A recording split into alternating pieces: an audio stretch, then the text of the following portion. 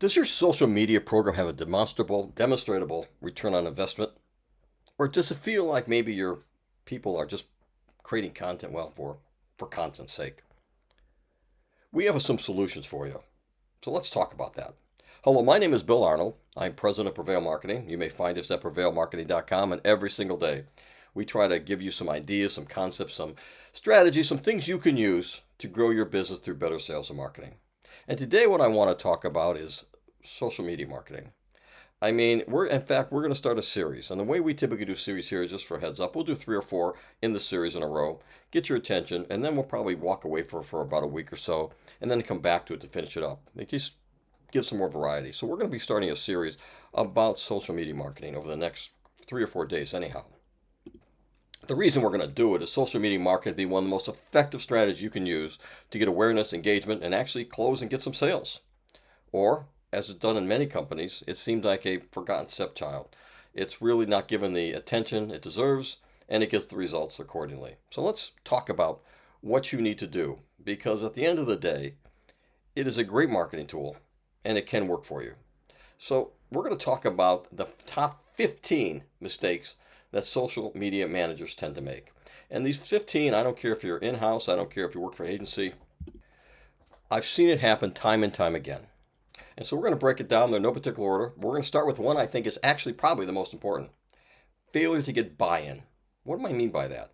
I've seen particularly in-house social media managers who are very, very good, who know what they're doing, who know how to get results, who would not get the support they need from upper management. And so they're not given the resources, they're not given the time, and they simply can't deliver. They simply can't deliver on the promises that they want to make and they want to keep. And so the first thing you need to do, and again, this is easily understood from an agency standpoint, you need to treat the senior management of the company you're dealing with, whether it's in-house or not, as a client. They do not understand sales and marketing the way you do. They think they do because they probably started their business up and they probably think, hey, it worked for me. I built it from scratch and this worked. But they have not kept up with what works and what doesn't work. I've been involved with many, many CEOs who told me that, hey, we did this back in 2005. Well, it worked in 2005. It doesn't work today. The whole landscape has changed. So what you need to do is educate them. Treat them as a client. That means providing them with a series of information and education and understanding of why things are done a certain way. Don't trust they're going to rely upon you because they won't. So you need to share with them third-party experts who are saying what you believe and know to be true. Provide that for a series of this. And then what I've done many times, I say, look, here's all the proof. Here's all the third-party experts that are saying exactly what I'm saying.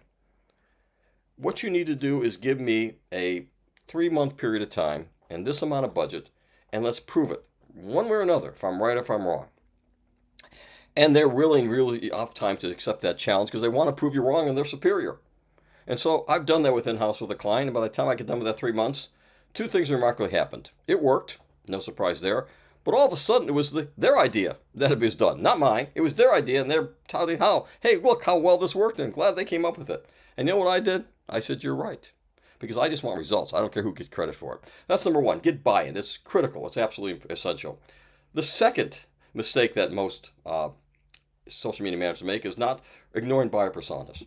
All the time, effort, and talent was developed to create a good buyer persona and understand what their pain points, interests, concerns are. And then when they go create a social media program, that goes out the window and they create stuff that isn't appropriate, isn't where they go for information. And they wonder why it doesn't respond.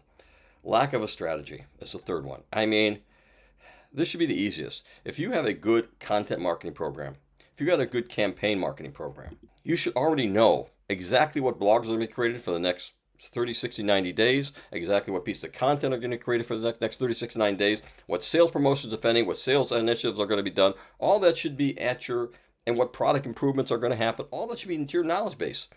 And you should be able to create a social media calendar that literally puts out for every single day for the next 30, 60, 90 days, exactly what content you're going to create, what resource you'll need, how many times you're going to post it, what the message is going to be, what the hashtags are going to be. All that should be spelled out in advance, and you should get buy-in from people when you do that, because you're going to need resources. You're going to need graphic design. You may need content people. You may need a video department. You may need something from senior management. So put it together, and they will, and then say, this is what we need. But they'll see you have a master strategy, and the strategy should be also, it should not be independent of what everything else is doing.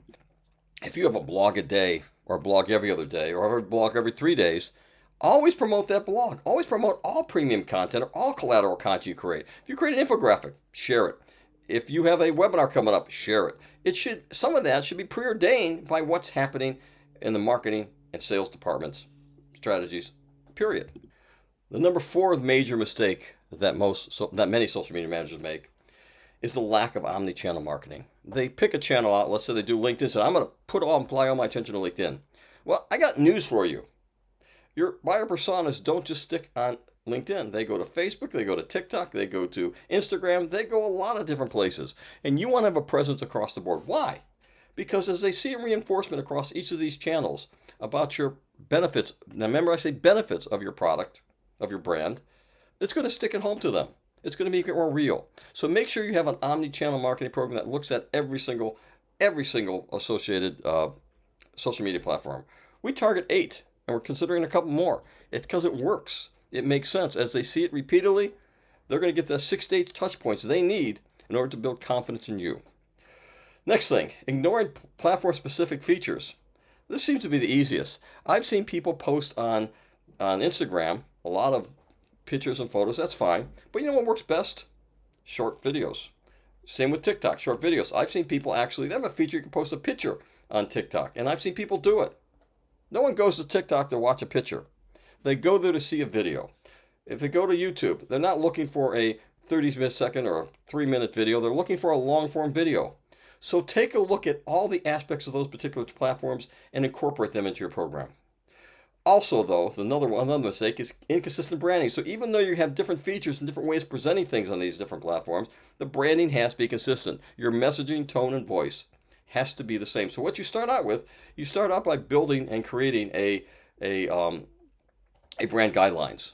And it's going to spell out exactly what your messaging, exactly what your branding should be, exactly what your logos look like across every platform.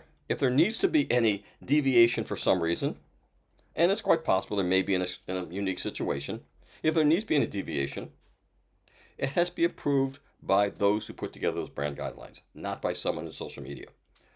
Another one, neglecting the power of visuals. My goodness, this world runs on videos.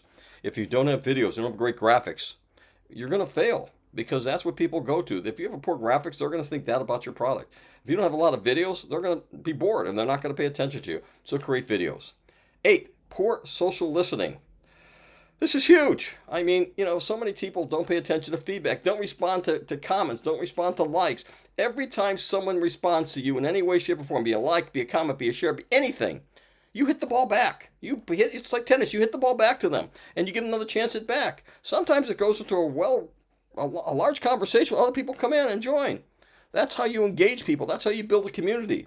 That's how you build trust and understanding through that social media listening. And when they say have a complaint, because sometimes people use that form to complain, don't ignore it. Don't block them. You show people how you deal with complaints.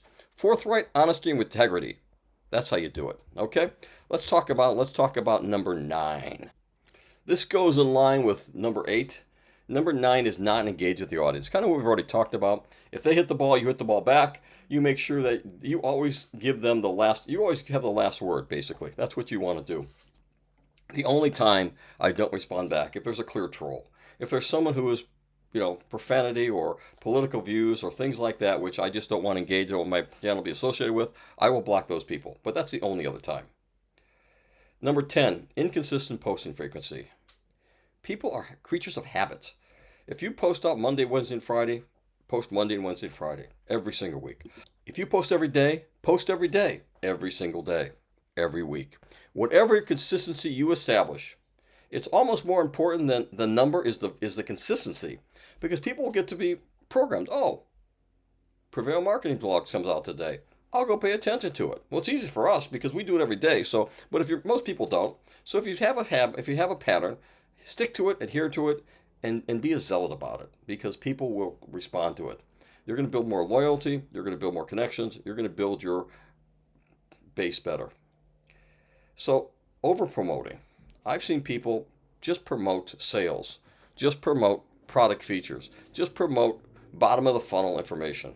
While it's important to do that, there should be an 80-20 rule. 80% of the time you should create content that is informative, educational, entertaining, things that basically are going to be at that top of the funnel awareness stage. Say, hey, you know what? This is how we're going to solve your problem, your concerns, your interests. This is how we're going to entertain you. This is what they're looking for. 80% of the time, it should be about that. 20% of the time, no more, it could be about a promotional thing. And I'm talking promotional as, hey, we have a sale. We have an opportunity for you to buy our swag or whatever the case may be. Buy our product, whatever the case may be. 20% can be for that, but 80% should be always about promotional, educational, or entertaining ideas. Number 12. I mentioned so you have educational, informational. It doesn't mean you have to just focus on top of the funnel, though. There's lots of times that you can have case studies or testimonials or other educational information that's not promoting the final sale. That applies to the bottom of the funnel. Make sure you don't leave that out. 13. This is the worst you can do, guys. This is the very worst. I've seen people do it, though, and it always fails miserably. Buying followers. Never, ever lose your integrity. Lose the who you are as a company by buying followers. Number one, they won't engage with you. Number two, it becomes obvious because all of a sudden you went from 0 followers to 1,500,000. No, it doesn't work that way, guys. It's a slog, a slow slog to build followers. Okay? Take that slog. They'll be valuable. There'll be people who truly appreciate you. There'll be people who engage with you. There'll be people who share your content. It's far more valuable than losing your integrity. Number 14, they fail to measure. I've met to many companies. I said, how well your social media program working? Well, we're not getting results. Well, okay, can I see the results, the metrics you're using? We're not using any metrics, just a feel. You know, you have to measure everything. We track 400 KPIs every single month on number of them are social media. Why? Because we need to know what type of posts are working, what platforms are working best, what type of messaging is working best, what type of imagery is working best, what type of videos are working best. We have to know what ROI we're getting. So we track all of that. And if you're not tracking that, you're not making an informed decision. That means you're guessing. And anytime you guess when you're marketing, you're doing it wrong. Period. And number 15, this is another one, is failing to keep current. You know, you have to be a student in the industry, particularly in social media, because it changes daily. We see in the last week, I've been introduced to 3 new platforms. 3 new platforms I'm sure no one's ever heard of, in which people said, hey, look, could you take our platform? We'd like you to be a part of it. And we're evaluating them. We're deciding which ones make sense, which ones don't. We're deciding which algorithms are now working better on all the platforms. We're deciding all of this. All this is learning. Become a student of the industry, because it's never going to fail you if you know what's going on and you're the one who knows the most. So, I hope these 15 guidelines helped you. Tomorrow we're going to talk about why organic social media marketing needs to be part of your playlist. Organic. We're going to talk about that for the next 2 days. We're going to talk about why tomorrow. We're going to give you strategy techniques the following day. Then we're going to talk about pay demand the day after that. So if these topics interest you, if you want to hear more about social media marketing, please like, please follow, please subscribe, please share, please comment, whatever is appropriate on the channel you're getting. And if you want us to evaluate your program, to give you specific recommendations about your company and how you could do better, we'd love to do that. Go to our website, prevailmarketing.com, fill out a form, send us an email. We've got it there. We got a phone number on file right there. Give us a call. I know you could be anywhere else today, and I appreciate you spending your time with me. So thank you, and have a great day.